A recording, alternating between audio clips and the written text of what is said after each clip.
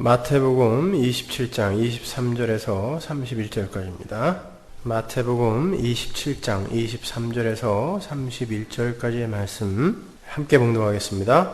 빌라도가 가로되 어찌 미뇨 무슨 악한 일을 하였느냐 저희가 더욱 소리질러 가로되 십자가에 못 박혀야 하겠나이다 하는지라. 빌라도가 아무 효험도 없이 도리어 밀란이 나려는 것을 보고 물을 가져다가 무리 앞에서 손을 씻으며 가로되 이 사람의 피에 대하여 나는 무죄하니 너희가 당하라. 백성이 다 대답하여 가로되 그 피를 우리와 우리 자손에게 돌릴지어다 하거늘. 이에 바라바는 저희에게 놓아주고 예수는 채찍질하고 십자가에 못 박히게 넘겨주니라. 이에 총독의 군병들이 예수를 데리고 관정 안으로 들어가서 온 군대를 그에게로 모으고 그의 옷을 벗기고 홍포를 입히며 가시멸관을 엮어 그 머리에 씌우고 갈대를 그 오른손에 들리고 그 앞에서 무릎을 꿇고 희롱하여 가로되 유대인의 왕이여 평안할지어다 하며 그에게 침 뱉고 갈대를 빼앗아 그의 머리를 치더라. 희롱을 다한 후 홍포를 벗기고 도로 그의 옷을 입혀 십자가에 못 박으려고 끌고 나가니라. 아멘. 여러분께 하나 여쭤보겠습니다. 우리가 지금 예수를 믿는다고 하는데 예수를 믿는다는 것이 정확하게 뭘 믿는 것입니까?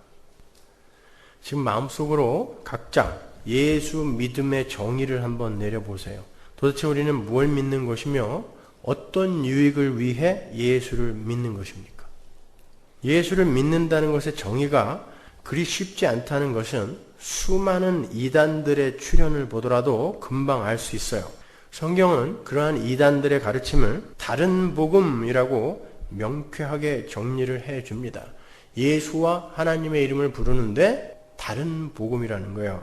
초대교회 때는 믿음에다 율법주의를 보탠 다른 복음이 있었고 그 이후로 수많은 다른 복음을 가진 이단들이 우후죽순처럼 하나님 교회의 벽을 뚫고 들어왔어요. 믿음에 안식일 준수를 보탠 안식교가 출현하기도 했고 하나님의 교회라는 집단은 안식일 뿐만 아니라 유월절까지도 여전히 지켜야 한다고 지금도 주장하고 있습니다. 구원파에서는 믿음과 거듭남을 구별해서 믿음의 거듭남을 보태야 온전히 구원이 된다고 가르치기도 하고 다락방에서는 믿음만으로는 부족하므로 거기에 예수 영접이 보태져야 한다고도 하고 박옥수파에서는 믿음에다가 의인됨을 덧붙이기도 합니다.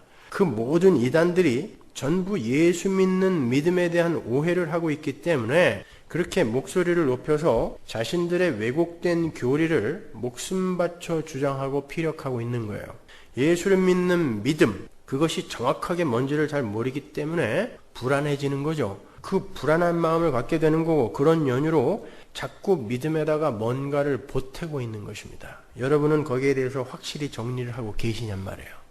그렇다면 정통이라고 하는 우리는 과연 예수 믿는 믿음을 어떻게 제대로 정의를 해야 하는 것일까?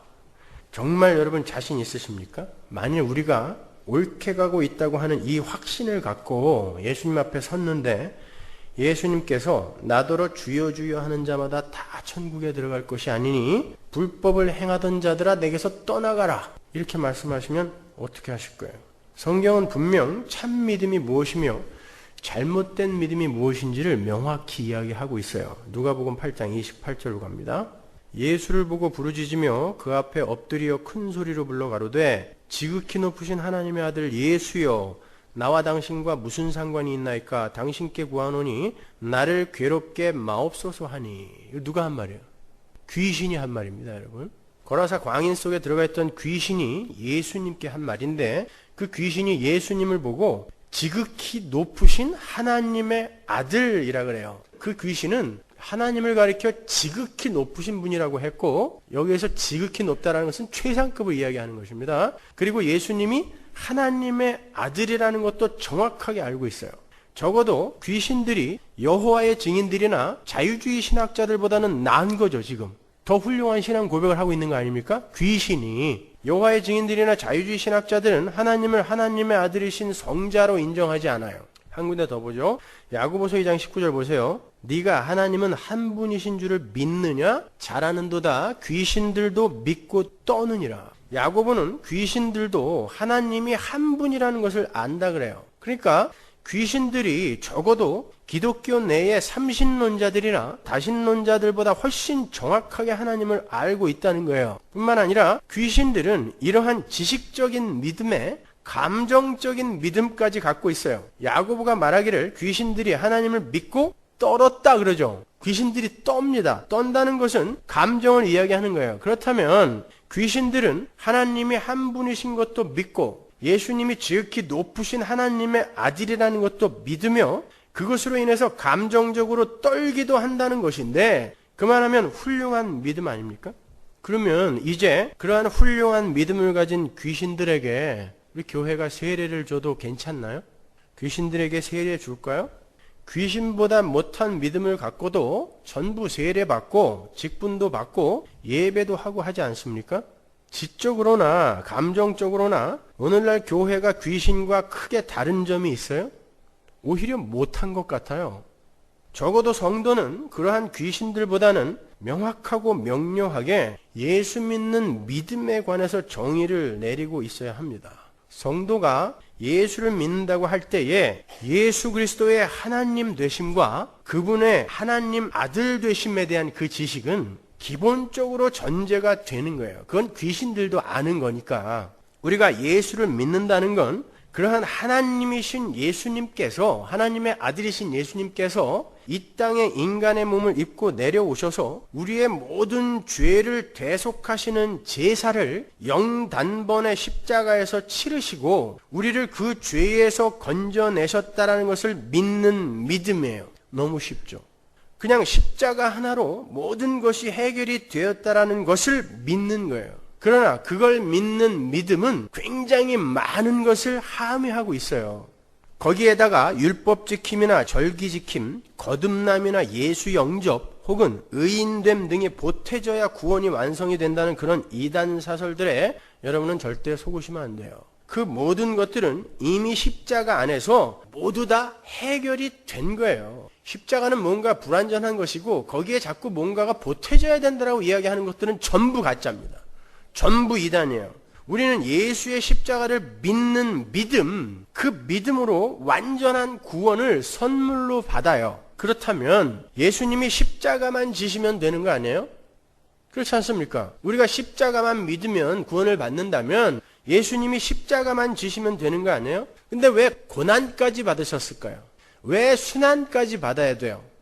어느 날 성인으로 그냥 뚝 떨어져서 십자가 높이 들고 얘들아 나 너희들의 죄를 위해서 이렇게 십자가에서 죽는다. 잘 봐. 나 하나님이거든. 근데 육신을 입고 이 땅에 왔어. 너희들 위해서 내가 죽을 거야. 그리고 콱 죽어버리면 그걸로 끝나는 거 아니에요? 왜 예수님이 아기로 오셔서 태어나는 날부터 시작하여 죽는 날까지 순환을 당하다 가야 돼요? 십자가만으로는 뭔가 부족합니까? 이 질문이 바로 오늘 설교의 키포인트예요. 오늘 우리가 공부할 본디오 빌라도에게 고난을 받으사라는 대목은 단순히 예수님의 십자가 고난만을 가리키는 게 아니에요. 예수님의 고난 그러면 단순히 십자가만 떠올리는데 본디오 빌라도에게 고난을 받으사라는 대목은 예수님의 십자가를 포함하지만 십자가만을 이야기하는 건 아닙니다. 십자가를 포함한 예수님의 전 생애를 아우르는 말이에요. 한마디로 예수님의 전 생애는 고난의 생애였다라는 것을 본디오 빌라도에게 고난을 받으사라는 그 어구가 함축하여 설명하는 거예요. 여러분 그 앞 어구가 뭐였어요? 본디오 빌라도에게 고난을 받으사. 그 앞 어구. 성령으로 잉태하사 동정녀 마리아에게 나시고, 그렇죠? 그럼 그 뒷 어구는 뭐예요? 십자가에 못 박혀 죽으시고. 자, 예수님의 탄생과 예수님의 죽음 중간에는 뭐가 들어가 있어야 돼요? 예수님의 전생애가 들어가 있어야 되잖아요. 그런데 우리의 신앙 고백에서 그 예수님의 전생애를 본디오 빌라도에게 고난을 받으사로 요약하여 설명하고 있단 말입니다. 그 말은 예수님의 전생애, 탄생과 사망 그 사이에 있는 전생애가 바로 고난이었다라는 거고, 그 고난은 본디오 빌라도로 상징된 어떤 세력에 의한 고난이었다라는 것을 함축하여 설명하는 거예요. 그러니까 본디오 빌라도에게 고난을 받으사에서의 그 본디오 빌라도와 그 고난의 개념은 한 개인이나 그 개인에 의해서 저질러진 어떤 특정한 사건만을 가리키는 것이 아니다라는 것입니다. 여러분이 오늘 본문을 잘 읽어오셔서 아시겠지만 본디오 빌라도는 예수님을 적극적으로 죽이려고 했던 사람이 아니에요. 빌라도는 오히려 예수님에게서 그 어떤 죄도 찾을 수가 없다고 예수님을 3번이나 놓아주려고 했던 사람입니다. 그런데 유대인들이 죽이라고 한 거예요. 그렇다면 사도신경을 좀 고쳐야 하지 않아요? 본디오 빌라도에게 고난을 받으사가 아니라 유대인들에게 고난을 받으사 혹은 온 세상에게 고난을 받으사로 고쳐야 되는 거 아닙니까? 여기서 빌라도는 당시 세상을 다스리고 있던 로마 황제의 대리인으로 선 사람이었죠. 그러한 사람으로서 이 세상 권세 잡은 자의 대표로 등장하고 있는 거예요. 그러니까 본디오 빌라도는 세상 권세 잡은 자의 다른 이름일 뿐이에요. 더 나아가서 본디오 빌라도는 세상 권세 잡은 자의 세력 전체를 가리키는 거예요. 나를 포함한 세력 전체. 그러니까 본디오 빌라도의 이름 대신에 내 이름이 거기에 들어가는 거예요, 여러분. 그래서 라틴어 사도신경이나 영어 사도신경은 본디오 빌라도에게 고난을 받으사를 본디오 빌라도 아래에서 under Pontius Pilatus라고 기록을 하고 있어요. under예요, under. 그러니까 그 부분을 정확히 해석을 하면 본디오 빌라도가 예수님의 순환의 주체가 아니라 그 예수님 순환의 가해자는 따로 있는데 그 중간에 본디오 빌라도가 대리인으로 서 있었고 그 아래에서 순환이 주어졌다는 뜻인 거예요. 쉬운 말로 본디오 빌라도는 당시의 법정에서의 최종 선고자, 즉 판사로서의 자격과 기능을 가진 총독이라는 자리에 있었기 때문에 예수님의 유죄를 선고하는 세상의 대표자로서 예수님의 순환에 등장하는 인물인 것이지 그가 독립적으로 예수님 순환의 주체자의 자격으로 등장하는 것은 아닙니다. 나중에 발견된 그 빌라도가 로마 황제에게 보낸 편지를 보면 빌라도가 이 일로 얼마나 고민을 했는지 정확하게 나와요. 빌라도는 굉장히 크게 회개를 했습니다. 예수 죽인 것을. 어떤 면에 있어서 본디오 빌라도는 참으로 불쌍한 사람이에요. 괜히 그때 그 당시에 총독으로 있는 바람에 그의 이름이 2000년이 넘게 전 세계 기독교인들에게 오명으로 불리고 있는 거예요. 사도신경 고백할 때마다 그 사람 이름이 나와. 그때 총독이었다라는 이유 하나만으로. 아울러 그 대목에서의 본디오 빌라도의 역할은 그 실제 했던 본디오 빌라도에 의해서 예수가 고난을 받았다라는 사실에 기인하여 예수님의 고난과 십자가의 역사성, 그 실제성을 확증하는 용도로 신앙 고백에 그의 이름이 들어가 있는 거예요. 그는 실제 그 기간 동안에 로마의 총독이었거든요. 근데 그의 이름이 사도신경에 들어감으로 말미암아 예수 그리스도의 고난과 십자가가 역사적인 사실이라는 것이 드러나게 되는 것입니다. 그러니까 우리는 본디오 빌라도를 생각할 때 예수를 죽인 천인공노할 나쁜 놈으로 보는 게 아니라 예수님을 유죄인으로 선고를 해버린 이 세상 권세의 총대표로 보아야 하는 것이며 더 나아가서 하나님의 영광이 아닌 나라는 존재의 영광을 위해 살기로 결단하고 그렇게 살아가던 나를 포함한 모든 인류를 대표하는 자로 보아야 되는 거예요. 본디오 빌라도에게 고난을 받으사 성수에게 고난을 받으사로 바꿔 읽어야 되는 것입니다. 내가 바로 본디오 빌라도의 자리에 있었던 자예요.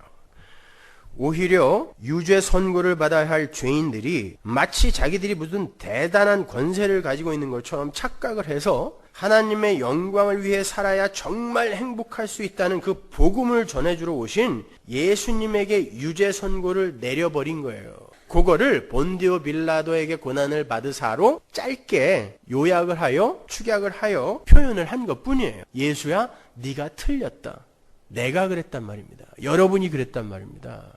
그런데 그렇게 유죄 선고를 받아 마땅한 그 죄인들을 대신해서 예수님이 유죄 선고를 받아버리심으로 그들을 구원해내시는 구원의 대하 드라마를 아주 작은 그림으로 요약하고 있는 것이 본디오 빌라도에게 고난을 받으사인 거예요. 하이델베르그 요리문답에서도 거기에 대해서 잘 설명을 해주고 있죠. 38문답 볼까요? 왜 예수님께서 심판자인 본디오 빌라도에게서 고난을 받으셨습니까? 여기서 심판자라는 단어가 중요한 단어예요. 그가 심판자였기 때문에 그에게 심판을 받으신 거예요. 그에게 죄가 없음에도 불구하고 세상의 심판자 아래서 저주를 받게 된 것은 우리에게 선고되어야 하는 하나님의 엄격한 심판으로부터 우리를 구원하기 위함입니다. 이게 답이에요. 우리가 바로 그렇게 심판을 받아야 되는 자인데 하나님이신 예수님이 세상 권세 잡은 자에게 심판을 받는 거예요. 우리가 받아야 할 그 심판의 자리에 예수님이 서 있는 거예요. 그래서 그때 최종 선고자로서의 자격과 신분을 갖고 있던 로마의 총독이 예수님을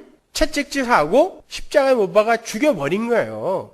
빌라도는 최종 선고자의 자격으로 예수님 앞에 서서 우리에게 내려질 유죄 선고를 예수님에게 내리는 역할을 한 사람일 뿐이에요. 우리는 그 그림을 통하여 마귀의 참소를 받아 유죄 선고를 받고 영원한 지옥에서 이를 갈며 살아야 하는 우리의 모습을 발견할 수 있어야 되는 거예요. 아무튼 그렇게 예수님은 나면서부터 빌라도로 대표되는 그 세상 권세 잡은 자의 세력에 의해 고난을 당하셨고 십자가에서 숨을 거두시는 순간까지 그 세상 권세 잡은 자의 세력에 의해 공격을 당하셨어요. 그래서 예수님의 탄생과 죽음 사이에 그분의 생애가 단 한 줄로 본디오 빌라도에게 고난을 받으사로 기록이 되고 있는 거예요. 예수님의 전체 생애는 세상 권세 잡은 자에 의해 주어진 그 고난으로 점철된 인생이었다를 보여주는 거예요. 다시 원래의 질문으로 돌아갑니다. 왜 주님은 십자가만 지시면 되는데 나면서부터 죽는 순간까지 고난을 받다 가셔야 했는가? 그리고 왜 우리는 우리의 신앙 고백에까지 그분이 세상 권세 잡은 자의 세력에 의해 고난을 받으셨다는 것을 굳이 넣어서 고백을 해야 되는가?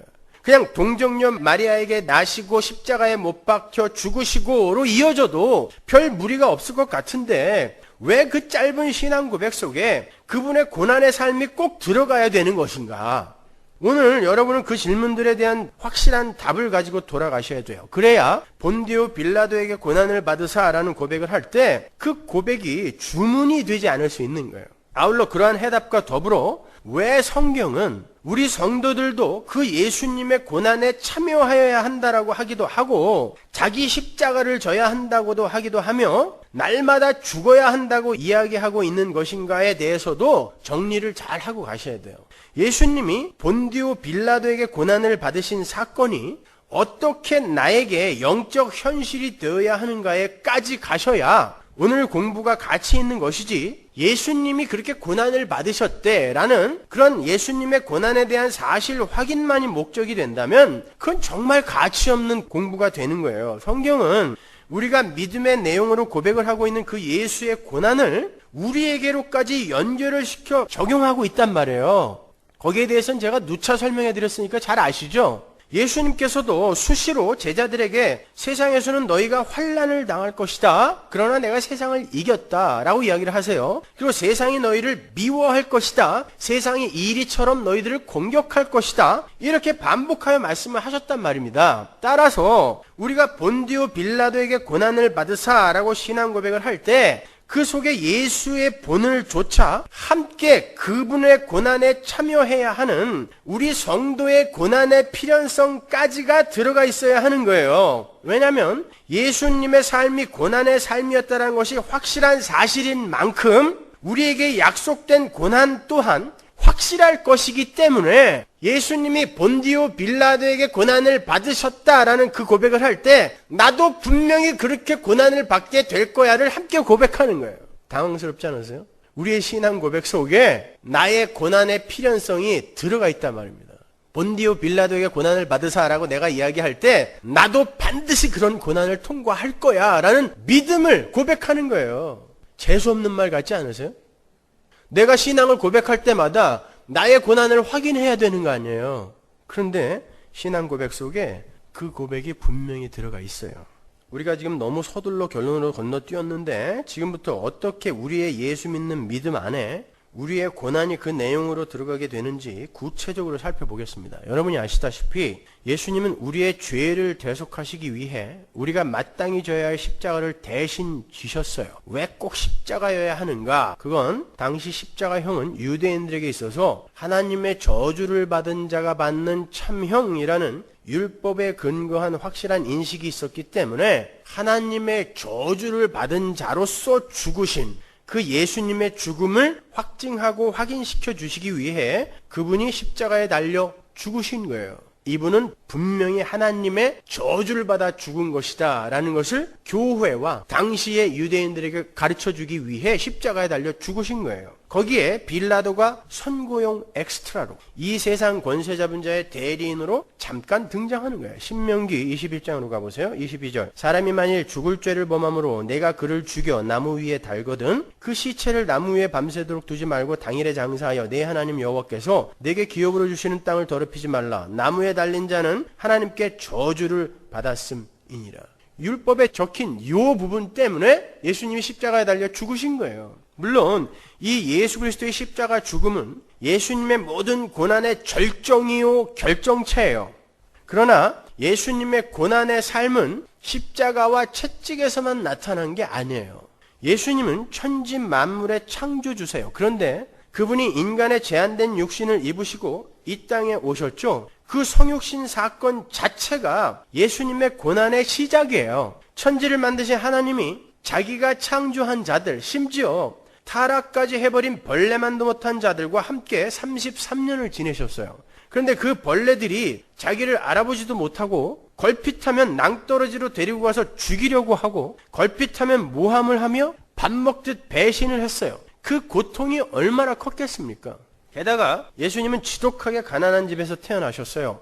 호족을 하러 베들레헴에 올라갔는데 변변한 사관, 여관 하나 구하지 못해서 짐승이 사는 헛간에서 잠을 잘 정도였어요. 그리고는 인생의 시작을 구유에서 시작하셨습니다. 심지어 정결 예식을 행할 때 1년 된 어린 양을 번제로 드리고 비둘기를 속죄제로 드릴 수 있는 여력이 없어서 그거는 레위기의 율법이었거든요. 근데 그런 여력이 없어서 어린 반구 둘로 정결 예식을 감당할 정도로 가난했어요. 그분은 공세기 기간에도 인자는 머리 둘 곳이 없다라고 말씀하셨어요. 예수님은 평생 자기 소유의 집이나 재산을 한 번도 가져본 일이 없는 거예요. 그분은 가족들에게도 미친 사람 취급을 받았고 3년간 동고동락을 했던 제자에 의해 팔렸습니다. 뿐만 아니라 목숨을 걸고 당신을 끝까지 쫓겠다던 나머지 제자들도 모두 배신을 하고 도망갔으며 아무 죄도 없이 매를 맞으셨고 로마 병정들은 예수님을 벌거벗기고 홍포를 입힌 상태에서 빛을 받으면 금관의 색을 낸다는 가시관을 씌웠어요. 손에다가는 황제의 호를 빗댄 갈대를 쥐어줬고요. 그들은 예수님의 얼굴에 침을 뱉었고 그분의 눈을 가린 후에 뺨을 때린 후에 누가 때렸는지 알아맞혀보라고 조롱하기도 했어요. 그리고 그 앞에서 엉터리 절을 하기도 했습니다. 그리고는 결국 십자가에 매달아 죽여버렸어요. 더욱 중요한 것은 예수님이 십자가의 속죄에서 대신 짊어지실 우리 죄인들의 죄에 대한 중보적 죄의식 또한 평생 가지고 사셨다는 거예요. 루이스 벌콥의 조직신학이라는 책에 보면 거기에 대해서 자세히 나와 있는데 거기에 대한 설명은 너무 힘들어요. 그래서 거기에 대한 설명은 제가 생략할게요. 나중에 성경 공부 시간에 자세히 설명할 기회가 있을 거예요. 그렇게 성육신에서 시작된 예수님의 고난은 십자가에 가서야 겨우 끝이 나요. 죽을 때 끝난단 말입니다. 그러니까 예수님의 생애는 그 전체가 고난으로 점철이 된 생애였던 거예요. 따라서 예수님의 고난은 아브라함 카이퍼가 말한 대로 전체적이며 총체적인 고난이었어요. 예수님의 고난은 시간적으로도 전체적인 총체적인 고난이었음과 동시에 그가 취하신 인간성 전체에서 순환을 당하신 거예요. 그래서 전체적 총체적 고난이라고 이야기한 것입니다. 그러나 뭐니 해도 예수님의 최대의 순환은 그런 육신적인 고난이 아니었습니다. 예수님의 최대의 고난은 하나님과 끊어지는 영적인 순환이었어요. 영원 속에서 단 한 번도 끊어진 적이 없는 예수님과 하나님이 우리의 죄 때문에 끊어짐을 경험한 거예요. 여러분이 잘 아시다시피 성경도 예수님의 육체적 고난에 대해서는 그리 세밀하게 묘사를 하지 않아요. 패션 오브 더 크라이스트라는 영화를 다 보셨을 텐데 그 영화를 보면 예수님이 잡히시던 날 밤부터 십자가에 달리시기까지 모진 고문과 채찍으로 맞는 태형에 처해졌음을 볼 수 있죠. 피가 튀고 살이 튀어요. 사람들은 그 모습을 보고 훌쩍거리면서 얼마나 아프셨을까 하고 감동합니다. 그리고 그 장면들을 오래오래 기억에 새겨놓고 두고두고 은혜를 받아요. 그런데 성경은 그 모든 고난을 단 한마디로 표현해요. 채찍으로 치고 십자가에 못 박게 넘겨주니라. 단 한 줄입니다. 그게 정말 그렇게 중요한 거라면 성경이 한 50장을 할애하여 맞고 맞은 데 또 맞았고 살이 튀었고 창자가 튀어나왔으며 피가 튀었다. 얼마든지 세밀하게 묘사할 수 있어요. 그러나 성경은 거기에 대해서 관심이 없습니다. 채찍으로 치고 십자가에 못 박게 넘겨주니라 딱 한 줄입니다. 성경이 예수님의 육체적 고난에 별 관심을 두고 있지 않다라는 반증이에요. 그런데 그걸 굳이 그 부분만 극화를 해서 예수님이 얼마나 많이 맞으셨는지, 얼마나 많이 아프셨는지를 밝혀서 그것으로 사람들의 감정을 자극하는 것이 과연 성경적인 것일까요? 저는 그 영화가 나왔을 때 분명히 우리 청년들에게 이야기했어요. 그건 성경적인 영화가 아니라고 분명히 밝혔습니다. 성경은 거기에 대해서 이야기하고 있지 않아요. 여러분, 예수님의 고난은 그 정도의 고난이 아니었어요. 예수님의 고난은 하나님과의 끊어짐에 집중이 되어 있는 거예요. 그럼에도 그런 영화를 보면서 어떤 사람들은 평생 들은 설교를 다 합친 것보다 감동적이었다라고 영화평을 썼더라고요. 도대체 평생 어떤 설교를 들었길래 그 영화 한 편이 평생 들은 설교보다 감동적이에요. 여러분도 그러셨습니까? 그건 오늘날 기독교가 얼마나 오해되고 있다는 것이 처절하게 증명이 된 것이라 아니할 수 없어요. 그런 고난은 사람들도 너끈히 참아내었던 고난이었습니다. 채찍에 맞는 것과 기름에 튀기는 것, 어떤 게 더 고통스러웠을까요? 십자가에 못 박는 것과 독사굴에 넣어서 수많은 뱀들에게 물어뜯겨 서서히 공포 속에서 죽어가는 것, 어떤 게 더 힘듭니까, 여러분? 십자가에 못 박으면 하루 안에 죽습니다. 독사굴에 넣으면요, 며칠을 그 독사들과 함께 살면서 서서히 죽어가야 돼요. 어떤 게 더 힘들까요? 예수님 이후에 수많은 신앙의 선배들이 그러한 육체적 고통을 잘 견뎌내고 죽음 앞에서도 당당하게 신앙을 지키다 갔단 말입니다. 심지어 어떤 사람은 나무 톱에 키워 죽으면서도 죽는 순간까지 예수님을 부인하지 않았어요. 그러면 그 사람들이 예수님보다 더 위대한 건가요? 더 아프게 죽었으니까. 더 처참하게 죽었으니까. 아닙니다. 예수님의 고난은 육체적인 것보다 영적인 것에 집중이 되어 있는 거예요. M. 고구웨일이나 로버트 슈타인은 그들의 책에서 예수 그리스도의 고난은 하나님에게서 버림을 받는 것에 집중이 되어 있었다. 복음서에는 예수님이 두려워하신 것이 신체적인 고통이나 죽음이었다는 암시가 전혀 없다라고 잘라 말합니다. 전혀 없다. 아무튼 예수님은 평생 영적으로 육적으로 고난과 순환의 삶을 살다 가셨어요. 지금부터가 중요합니다. 그 예수님의 순환은 크게 둘로 나누어 볼 수 있어요. 그 첫 번째가 헤르만 바빙크의 말을 빌려 표현하면 소극적 순환이에요. 그건 다른 말로 수동적 순환이라고 부를 수도 있겠죠. 그건 하나님께서 우리 죄인들의 죄를 대속하시기 위해 예수님께 지우신 십자가를 중심으로 한 대속의 순환을 이야기한 거예요. 그건 소극적 순환입니다. 십자가는 수동적 순환이에요.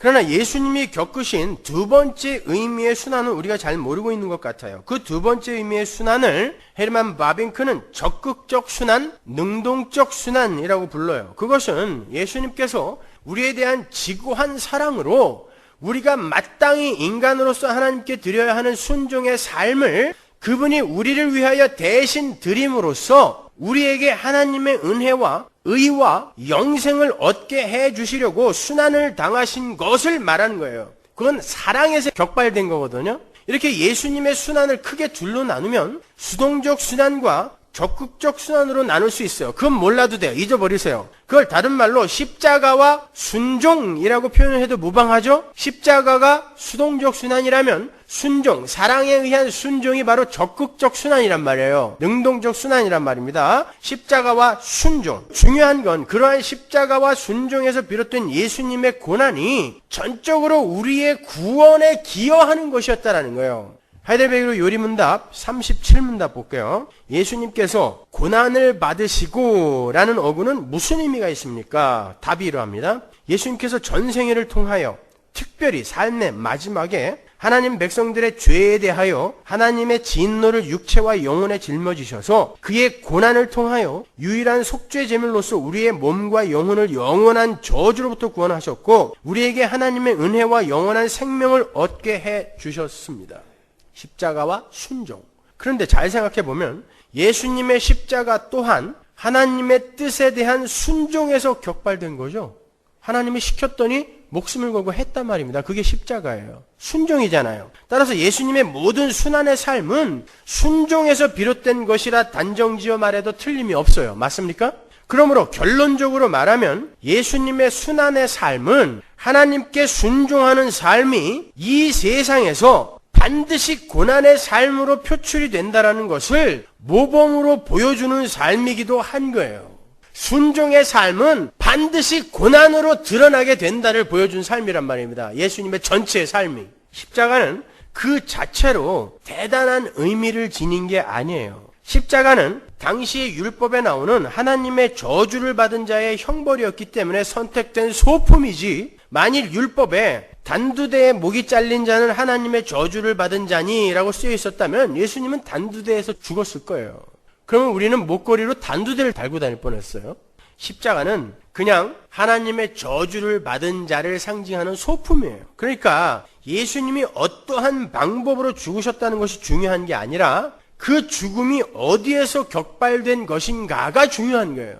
예수님은 하나님에 대한 죽기까지의 순종을 우리에게 보여주신 거예요. 그런데 그것이 고난으로 드러나더라. 이게 본디오 빌라도에게 고난을 받으사로 요약이 된 예수님 전체의 생애가 우리에게 주는 유익인 것입니다. 순종은 불순종의 회복을 말하는 거죠. 불순종하면 생각나는 것이 어떤 사건입니까? 선악과 사건이잖아요. 최초의 불순종.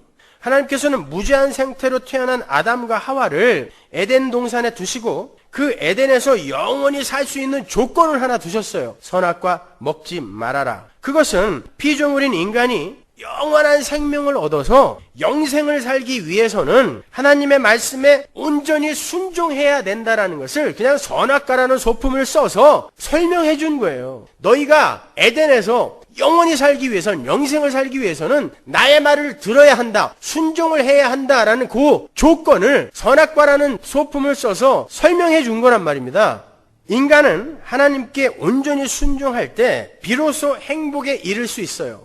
그 상태를 의의 상태라고 하죠. 자다크. 하나님과 인간이 그 관계가 요구하는 책임과 의무를 성실하게 수행하는 상태를 자다크, 의라고 하니까 그 상태를 의라고 한단 말이에요. 인간이 하나님께 순종하는 그 상태, 완전하게 순종하는 그 상태. 그렇게 무죄한 자가 하나님의 말씀에 온전히 순종했을 때 영생의 상태가 돼요. 그런데 인간이 하나님의 말씀을 어김으로 무죄의 상태에서 죄인의 자리로 내려가게 되었고 의의 상태에서 불의의 상태로 내려간 거 아니에요. 그렇게 첫 번째 아담이 망가뜨려 놓은 죄의 문제와 그 불의의 문제를 해결하러 오신 분이 두 번째 아담, 마지막 아담으로 오신 예수 그리스도인 거예요. 그분은 성령으로 잉태되셔서 동정녀 마리아에게 나심으로 무죄한 상태였어요. 그렇죠? 첫 번째 아담과 동일한 조건이었어요. 그리고는 선악과를 먹지 말라는 하나님의 명령, 즉 하나님의 말씀에 철저히 순종하라는 하나님의 말씀에 완전한 순종을 보여주심으로 십자가에 죽기까지 순종을 해주심으로 의의 문제를 완벽하게 해결해 주신 거예요. 그래서 우리는 그분의 공로로 거룩한 자가 됐고 그분 때문에 의로운 자가 된 거예요. 죄의 문제, 의의 문제가 그분의 삶과 죽음으로 전부 다 해결이 됐으니까 그 전체가 순종에서 온 거란 말입니다. 근데 그 전체의 그 순종의 삶이 고난으로 드러나더라는 거예요. 고난으로. 빌립보서 2장 6절 보세요. 그는 근본 하나님의 본체시나 하나님과 동등됨을 취할 것으로 여기지 아니하시고 오히려 자기를 비워 종의 형체를 가져 사람들과 같이 되었고 사람의 모양으로 나타나셨으며 자기를 낮추시고 죽기까지 복종하셨으니 곧 십자가의 죽으심이라. 순종이죠. 그죠? 십자가는 순종이란 말이에요. 복종이란 말이에요. 고린도후서 5장 21절 하나님이 죄를 알지도 못하신 자로 우리를 대신하여 죄를 삼으신 것은 우리로 하여금 저희 안에서 하나님의 의가 되게 하려 하심이니라. 아담이 의를 불의로 추락시켜버렸는데 우리에게 그 의를 선물해 주시기 위해 예수님이 이 땅에 오셨어요. 그리고 나면서부터 하나님의 말씀을 완벽하게 순종하셔서 우리에게 그 의를 전가시켜 준 거란 말이에요. 고린도전서 1장 30절 보세요. 너희는 하나님께로부터 나서 그리스도 예수 안에 있고 예수는 누가? 예수는 하나님께로서 나와서 우리에게 지혜와 의로움과 거룩함과 구속함이 되셨다. 누가? 예수가. 그건 우리가 하는 게 아니란 말입니다. 예수가 완벽하게 의와 거룩함이 되셔서 우리 안으로 뚫고 들어와 버린 거예요. 그래서 우리는 예수 그리스도의 공로로 거룩한 자가 됐고 의로운 자가 됐고 구속을 받은 자가 됐어요. 그런데 왜 그 삶이 꼭 고난의 삶으로 나타나냔 말이에요. 왜? 그것은 다름이 아니라 하나님의 영광만을 위해 살아가야 하는 하나님 나라의 삶의 원리가 자신의 영광만을 위해 살아가는 이 세상의 삶의 원리 속으로 들어오게 될 때 둘 사이에 반드시 충돌이 생기게 된다는 것을 보여주는 거예요. 그런데 하나님의 백성들은 이 세상에 나그네요 이방인으로 들어오잖아요. 세상의 주인은 세상 권세 잡은 자입니다. 하나님의 백성들은 이 땅에 나그네요 이방인이요 소수로 들어와요. 그래서 마땅히 그 충돌은 이 성도들의 당함으로 나타나는 거예요. 우리가 다수이고 우리가 이 세상의 주인이라면 그 세상 사람들이 우리에게 당하게 되겠죠. 그러나 지금 이 세상은 하나님이 한시적으로 그들에게 주었단 말입니다. 우리에게 뭔가를 가르쳐주기 위해. 그래서 우리가 이 땅에 소수로 나그네요 이방인으로 들어와 있기 때문에 이 세상과 우리의 충돌은 우리의 고난으로 드러날 수밖에 없는 거예요. 하나님 나라에 가면 여러분이 지배자이고 그들이 지옥에서의 소수가 되는 것입니다. 그러나 이 땅에서는 여러분이 고난을 당해야 되는 거예요. 왜? 하나님 나라와 이 세상은 완전히 달라요. 삶의 원리도 달라요. 그렇기 때문에 반드시 충돌이 있어요, 여러분.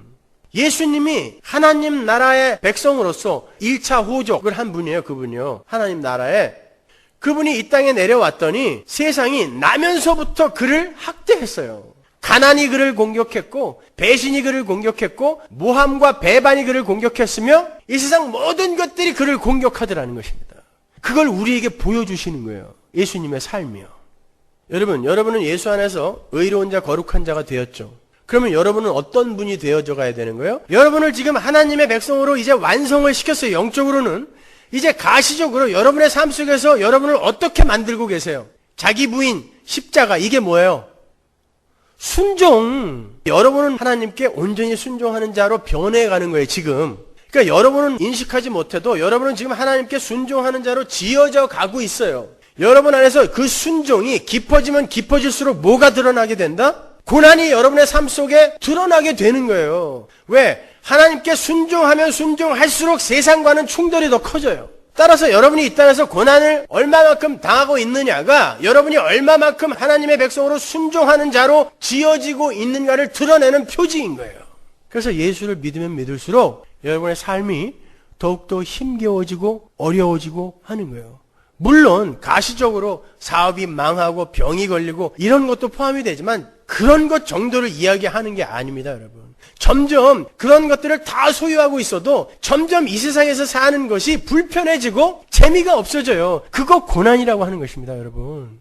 재밌으세요, 그게? 여러분 옛날에 여러분이 그렇게 열심히 보던 TV 드라마나 개그 프로나 쇼 프로 재밌으세요? 세상 뉴스들 재밌으세요? 저는 오죽 뉴스를 안 봤으면 제가 신학교 다닐 때 9/11이 터졌는데 저 혼자 학교를 갔어요. 뉴스를 안 봐갖고.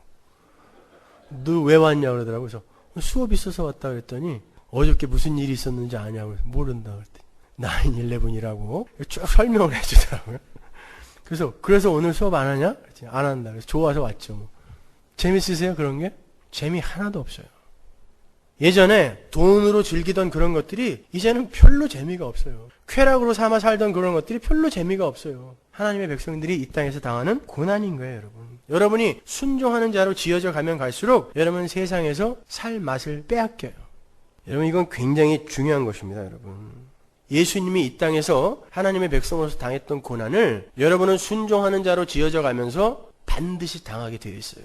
본디오 빌라도에게 고난을 받으셨던 예수의 삶이 사실인 것처럼 이 세상 권세 잡은 자에게 고난을 받아야 하는 성도가 이 땅에 있다는 것을 하나님은 분명히 세상에게 밝혀줘요. 거기에 여러분이 증인으로 서는 것입니다. 그러니까 여러분 삶에 고난이 오는 게 당연한 거예요. 당연한 것입니다. 아울러 성도는 그러한 고난을 통해서 예수 그리스도가 그렇게 살다 가신 것처럼 하나님을 자유롭게 사랑하는 자로 지어져 가기 때문에 하나님은 성도의 고난을 안 막아주시는 거예요. 예수님의 순종과 십자가의 삶은 하나님 아버지를 향한 예수님의 자유로운 사랑의 표출이었어요. 자유로운 사랑이란 대상의 자격과 조건에 상관없이 무조건 사랑하는 거예요. Unconditional love예요. 그게 하나님 나라의 사랑입니다. 상대방이 사랑스러운 일을 했을 때, 사랑스러운 조건을 갖고 있을 때 사랑해 주는 걸 조건적인 사랑이라고 그래요. 하나님이 내가 원하는 거 다 잘해주고 내가 원하는 소원 다 들어주며 내 문제 다 해결해주면 우리는 조건을 사랑하는 거예요. 대상이 나에게 뭔가를 해줬기 때문에 내가 그를 좋아하는 건 자유로운 사랑 아닙니다. 그건 아무나 할 수 있는 거예요. 하나님이 뭘 해줘서, 하나님이 여러분의 소원을 들어줘서, 여러분의 병을 고쳐줘서 여러분이 사랑해주는 그 사랑은 지나가는 개도 할 수 있는 사랑이거든요. 개도 자기에게 먹이 주는 사람을 사랑해줍니다. 우리 개들이 제가 집에 들어가면 정말 식구들은 다 자도 개들은 깨 있어요. 제가 밥을 주기 때문에. 얼마나 사랑해주는지 몰라. 그런데 여러분, 그런 사랑은 우리를 쉽게 질리게 하잖아요. 내가 만약에 이런 걸 해주지 않을 때, 너에게 공급해주지 않을 때 너는 나를 떠날 수 있다라는 그 마음을 먹는 순간 우리는 그런 사랑을 받으면서도 불행해져요.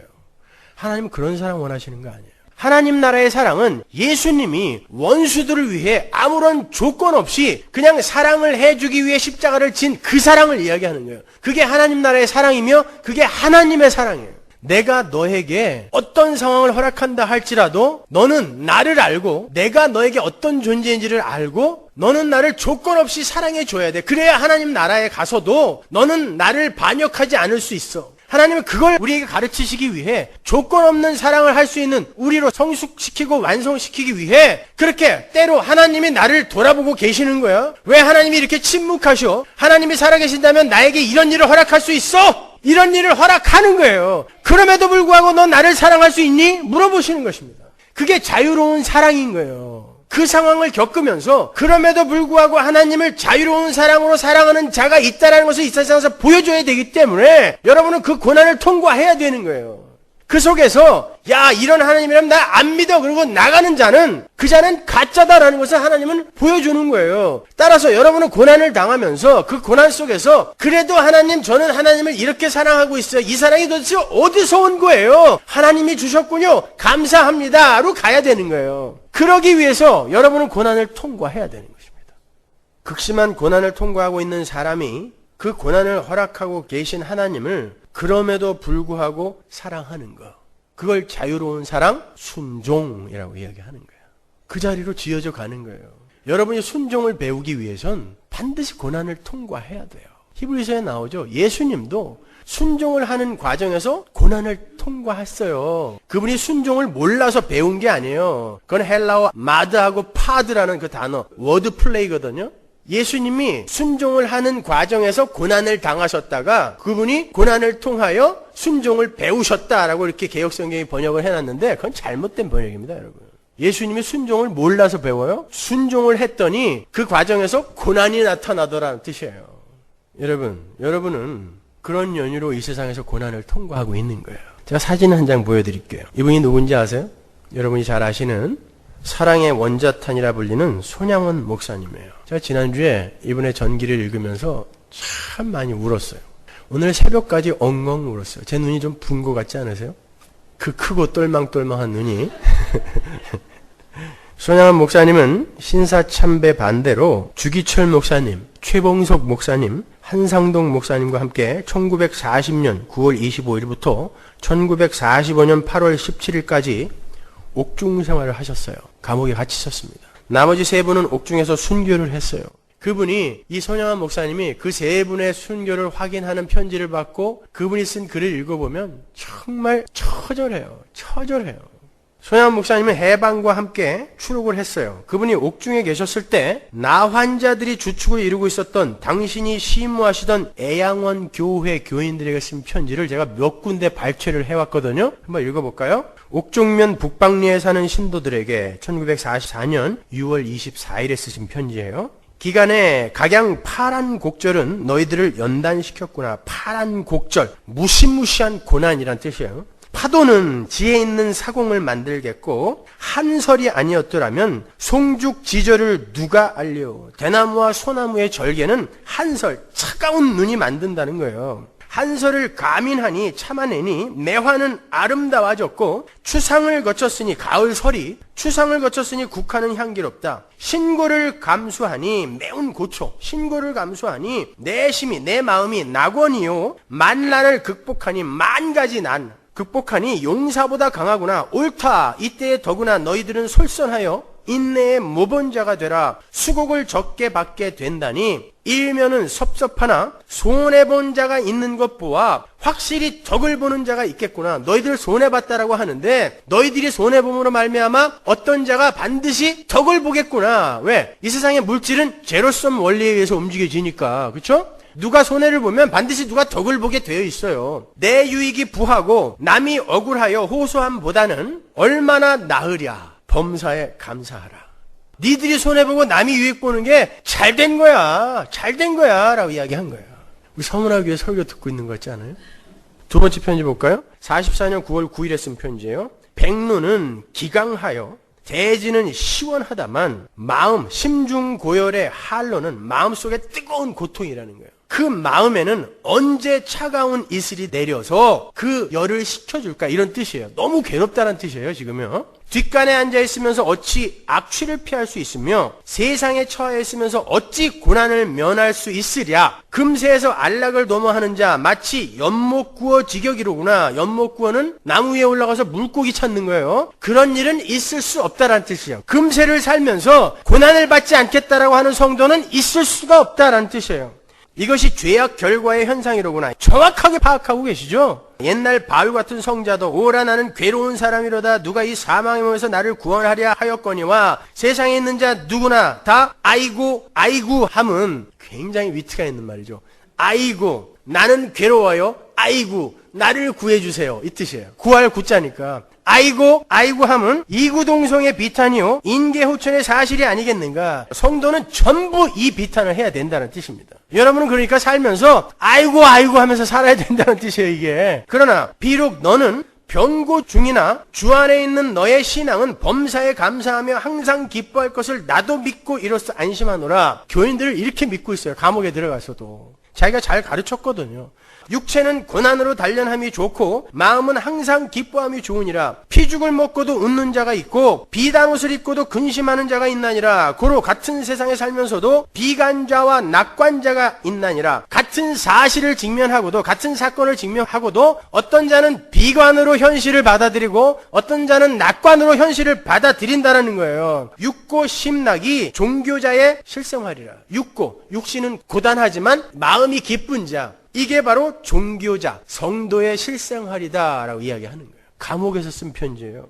양희에게 준 글 한번 볼까요? 내 앞에 부딪히는 모든 파란 곡절을 피하려고도 두려워도 고민도 할 것 없이 도리어 기뻐 감수하는 것이 나으리라. 두려워하며 피할수록 더욱더 고통을 사게 되나 오히려 기뻐 감수하게 되면 도리어 악마는 패하여 물러가게 되느니라. 아니 그보다도 하나님은 우리를 더욱 위대한 자식과 종을 만드시기 위하사 일부러 주시는 위대한 선물에 갖은 파란 곡절들이니라. 송죽의 명성은 북풍이 연단시켰고 황금의 진보는 불의 연단으로 인함이니 그러므로 파란 곡절은 위인의 뒤에 따르는 법이니라. 넓은 바다에는 파도에 쉴 날이 없겠고 큰 나무에는 바람도 많이 맞게 되리라. 행여나 내게도 고난이 많거든 이를 생각하고 기뻐하라. 고난을 꿀같이 달게 먹는 자가 되어라. 어떠세요? 이런 글들을 읽으면서 어떻게 안 울어요? 우리와 가는 길이 너무 똑같잖아요. 너무 똑같잖아요. 근데 손양원 목사님은 존경하면서 왜 저한테는 이렇게 핍박과 모함이 오는지 모르겠어요. 똑같이 설교하고 있는데 뭐 다른 게 있으면 얘기 좀 해주세요. 이 편지를 받은 사람들의 대부분이 문둥병 환자였습니다. 그 교회 교인이 1000명이었는데 대부분이 문둥병 환자였어요. 그들에게 옥중에 있는 담임 목사가 이런 편지를 쓴 것입니다. 사도 바울의 옥중서신에 버금가는 옥중서신이라고 저는 생각해요. 이런 훌륭한 목회자가 우리의 선배라는 것이 저는 너무나 자랑스럽습니다. 그런데 그렇게 온갖 고생 끝에 추록을 한 지 얼마 되지 않아서 타지에 가서 부흥회를 인도하고 계시던 목사님에게 청천벽력 같은 소식이 들려왔어요. 1948년 그 유명한 여순반란 사건 아시죠? 좌익 빨치산들이 일으켰던 여순반란 사건. 그때 좌익 빨치산들에게 첫째 아들 동인이와 둘째 아들 동신이 살해당했다는 소식이 들렸어요. 부흥회 인도하는 중간에. 좌익 빨치산들이 예수님을 부인하고 성경을 밟고 지나가면 살려주겠다고 죽창을 목에 대고 제안을 했어요. 그런데 첫째 아들 동인이 그럴 수 없다라고 오히려 복음을 전했습니다. 근데 둘째 아들 동신이 달려가서 이 형님은 우리 집안의 맏아들이기 때문에 제가 대신 죽겠다고 형을 대신하여 죽음을 자처하고 나섰어요. 둘 다 죽여버렸습니다. 그런데 그 소식을 들은 이 손양원 목사님이 부흥회를 끝까지 다 마치셨어요. 설교를 다 마치시고 그 아들들의 장례식에 오셨습니다. 거기에서 하나님께 이런 감사를 드렸어요. 10가지 감사. 첫째, 나 같은 죄인의 혈통에서 순교의 자식들이 나오게 하셨으니 감사합니다. 왼쪽에 있는 사진이 첫째 아들 동인이에요. 순천사범학교에 다녔던 천재였습니다, 여러분. 미국 유학을 약속받고 있던 사람이었어요. 오른쪽에 있는 사람이 손동신, 둘째 아들입니다. 순천기독학생회 회원들과 함께 찍은 사진이에요. 이런 금쪽 같은 아들 둘이 좌익 빨치산에 의해서 사형을 당했단 말입니다. 그 시체를 눈앞에 두고 이런 감사를 한 거예요. 둘째, 허다한 많은 성도들 중에 이런 보배들을 내게 맡겨주셨음을 감사합니다. 셋째, 삼남 삼녀 중에서도 가장 아름다운 두 아들 장자와 차자를 바치게 된 나의 축복을 감사합니다. 넷째, 하나들의 순교도 귀하다 하거늘 하물며 두 아들이 순교하게 됨을 감사합니다. 다섯째, 예수 믿다가 누워 죽는 것도 큰 복인데 전도하다 총살 순교당함을 감사합니다. 여섯째, 미국 유학 가려고 준비하던 내 아들 미국보다 더 좋은 천국에 갔으니 내 마음이 안심되어 감사합니다. 일곱째, 나의 사랑하는 두 아들을 총살한 원수를 회개시켜 내 아들을 삼고자 하는 사랑의 마음을 주신 하나님께 감사합니다. 나중에 이 두 아들을 죽인 사람을 양아들로 들여서 1988년까지 그 사람이 살아있었거든요. 아주 훌륭한 사회인으로 키워내셨어요. 다음 사진 보여줘 보세요. 바로 이 사람이 손양원 목사님의 첫 아들과 둘째 아들을 죽인 사람이에요. 그 앞에 있는 분이 바로 손양원 목사님의 사모님입니다. 손양원 목사님이 순교한 그날 찍은 사진이에요. 이 사람이 맞상주 노릇을 했어요. 아들 둘이 다 죽어버렸으니까. 초 셋째 아들은 애기였습니다. 손양원 목사님 죽는 날 태어났어요, 아침에. 이게 무슨 운명의 장난이에요, 여러분. 이 사람이 죽였습니다. 안재선이라는 사람이에요. 근데 아들 삼았어요. 여덟째, 내 두 아들의 순교로 말미암아 무수한 천국의 아들들이 생길 것이 믿어지니 감사합니다. 아홉째, 이 같은 역경 중에서 이상 8가지 진리와 하나님의 사랑을 찾는 기쁜 마음, 여유 있는 믿음 주신 주님께 감사합니다. 10번째, 이렇듯 과분한 축복 누리게 되는 것 감사합니다. 여러분, 하나님이 좀 너무하다 싶지 않으세요? 나병 환자들을 비롯한 가난한 시골 성도 천여 명을 목숨 걸고 섬기던 목회자예요. 심지어 나병 환자의 그 환부를 입으로 빨아서 치료를 했던 분이에요. 이분이요. 지금 보시는 사진이 그분이 심우했던 애양원 교회의 사진이에요. 그 앞에 서신 분이 손양원 목사님이고 나머지 전부 바닥에 무릎 꿇고 있는 이 1000명의 문둥병 환자 교인들이 애양원 교회 교인들이에요. 한 번 설교를 하면 1시간, 2시간씩 설교를 했는데 교인들 전부가 무릎 꿇고 앉아서 그 하나님의 말씀을 들었어요. 자, 그러한 헌신의 삶을 살았던 분, 게다가 신사참배를 거부하느라 지옥 같은 옥중 생활을 했던 분, 그 옥중 생활이 얼마나 힘들었으면 함께 투옥되었던 주기철 목사님이 일본 순사들 앞에서 집 기둥을 잡고 안 간다고 어린애처럼 울었다고 그러잖아요. 얼마나 힘들었으면. 우리는 뭐 밥 먹다가 왔니? 밥이나 다 먹고 가자 이러고 갔을 것 같잖아요. 숟가락 놓고 밥상 뒤집어 엎은 다음에 엉엉 울었다니까요. 너무 힘이 들어서. 그럼에도 불구하고 예수를 부인할 수 없어서 끌려 들어간 거예요. 그런 옥중 생활을 견뎌내신 분들이에요. 그런데 그 옥에서 나오자마자 두 아들이 또 죽었어요. 그 정도가 아니에요. 1950년 9월 28일 손양원 목사님이 공산당에 의해 총살을 당합니다. 지금 보시는 사진이 손양원 목사님이 순교당하고 그 가족들이 그날 아침에 사모님이 몸 풀자마자 남편 시체 앞에 앉아서 자기 두 아들을 죽인 그 안재선과 함께 사진 찍은 거예요. 이런 팔자가 있어요? 하나님 좀 너무하다, 해도 너무하다 싶지 않으십니까? 손양원 목사님이 1950년 9월 28일에 총살을 당하러 끌려가면서 계속 복음을 전했어요. 공산당들에게. 그랬더니 총 개머리판으로 손양원 목사님의 입을 찧어서 이가 전부 빠지고 입이 다 찢어졌대요. 막내 아들 손동신의 친구가 그 자리에 있었어요. 그 사람 하나 살았거든요. 그 사람의 증언에 의하면 아버지가 끝까지 그들을 회심시키려고 총살당하기 직전까지 복음을 전하더라는 것입니다. 계속 두들겨 맞으면서. 여러분, 왜 그분이 총살당했는 줄 아세요? 6.25가 터지고 공산당들이 여수 순천으로 물밀듯 들어왔는데 모든 종교를 전부 없애버렸어요. 근데 손양원 목사님이 하루에 3번씩 크게 교회 종을 치고 사람들을 모으고 하루에 3번씩 설교를 했대요. 그 설교의 내용이 전부 뭐였는지 아세요? 잘 죽자였어요. 죽자였습니다. 어떻게 여기에서 벗어날 것인가가 아니었고 잘 죽자. 이제 죽을 기회가 왔다 우리가. 죽자였어요. 그랬더니 잡아다 죽여버렸습니다. 여러분, 그 삶 속에 무슨 하나님의 사랑이 보이세요? 근데 어떻게 그분이 끝까지 그 자기가 섬기는 그 하나님을 증거하다가 그분을 변호하다가 그렇게 죽을 수 있어요? 하나님은 세상에게 보인 것입니다. 이게 바로 자유로운 사랑이다. 천국에서 모든 이들이 이런 사랑으로 산다를 보여주신 거예요. 여러분의 삶 속에 바로 그런 고난이 찾아오는 것입니다. 여러분, 그 상황 속에서 나는 이럼에도 불구하고 하나님을 사랑해요 라고 자유로운 사랑을 격발해 내셔야 되는 거예요. 그 사랑이 여러분에게 나올 때 여러분, 우리는 정말 행복 속으로 들어갈 수 있어요. 지금까지 여러분이 가장 행복했던 순간을 한순간씩 떠올려 보세요. 빨리. 가장 행복했던 순간 언제예요? 로또 맞았을 때요? 남편 승진했을 때? 큰 집 샀을 때? 좋은 차 샀을 때? 언제입니까? 여러분이 자격이 없었을 때 누군가로부터 큰 사랑을 받았을 때요. 그렇죠? 첫사랑이어도 좋고 여러분이 알지 못하는 어떤 이에게 받은 사랑이어도 괜찮아요. 그때 얼마나 가슴이 뛰었어요. 그때는 가진 게 없어도 행복했고 못생겼어도 행복했고 그 어떤 상황 속에서도 여러분은 행복했어요. 그랬잖아요. 비가 새는 판잣집에 고운님 함께라면 그 어디나 하늘나라. 두 개가 합쳐졌네, 가사가.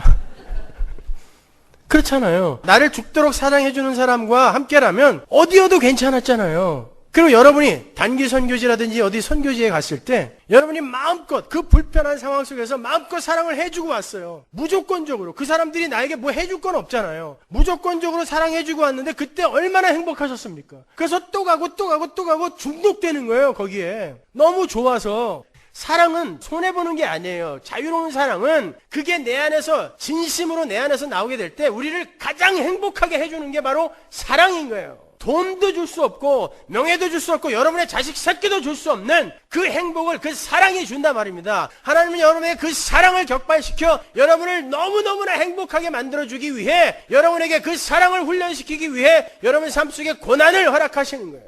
그때 그걸 배우시란 말입니다. 그리고 그때 여러분이 얼마나 행복할 수 있는지를 세상에게 보여주면 되는 거예요. 거기에 필요한 게 여러분의 인생이며 순종의 삶이며 고난의 삶인 것입니다, 여러분. 그게 성도의 삶이에요. 그게 기독교 신앙입니다. 여러분이 여러분에게 있는 예수 믿는 바 그 안에 여기까지가 다 들어가 있어야 되는 거예요. 아니면 다 이단입니다. 여러분, 잘 죽읍시다. 순종이란 곧 나의 삶이 죽는 거예요. 매일매일 죽는 거예요. 그래야 새 몸으로 살 수 있어요. 죽으세요. 이게 올바른 예수 믿는 믿음입니다. 그래도 예수 믿겠습니까? 여기서 아멘 한 사람들이 성도입니다. 기도하겠습니다.